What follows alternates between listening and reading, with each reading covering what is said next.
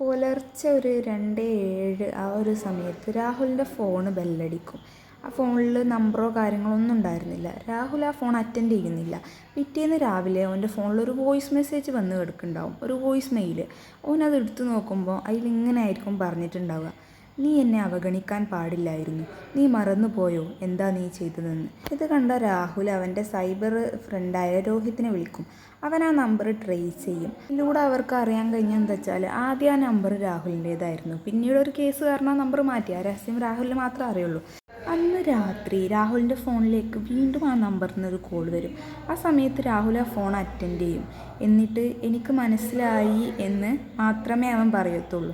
പിറ്റേന്ന് മുതൽ രാഹുലിനെ കാണാനില്ല. പോലീസൊക്കെ ഒരുപാട് അന്വേഷിച്ചെങ്കിലും ഒന്നും കണ്ടെത്താനായില്ല. പിന്നെ ആ കേസ് ക്ലോസ് ചെയ്തു. ശരിക്കും സംഭവിച്ചത് എന്താ വെച്ചാൽ, പണ്ട് രാഹുൽ ഇങ്ങനെ യാത്ര ചെയ്ത സമയത്ത് ഒരാളെ തട്ടിയിട്ട് അയാളെ പിന്നെ രക്ഷിക്കാതെ പോയി. ആ ഒരു കേസ് കാരണം കൊണ്ടാണ് രാഹുൽ ഫോൺ നമ്പർ മാറ്റിയത്. അപ്പം അയാളുടെ പ്രേതം വന്ന് രാഹുലിനെ കൊന്ന് അയാളുടെ പ്രതികാരം വീട്ടി. അപ്പോൾ പ്രേതത്തിന് ശാന്തി ലഭിച്ചു. അങ്ങനെ പ്രേതം മടങ്ങിപ്പോയി. ആക്ച്വലി കഥ ഇതാണ്. അപ്പോൾ ഇഷ്ടപ്പെട്ടാൽ ലൈക്ക് ചെയ്യുക, ഷെയർ ചെയ്യുക, സബ്സ്ക്രൈബ് ചെയ്യാൻ മറക്കരുത്. അപ്പോൾ അടുത്ത കഥയായിട്ട് വരാം. ബൈ.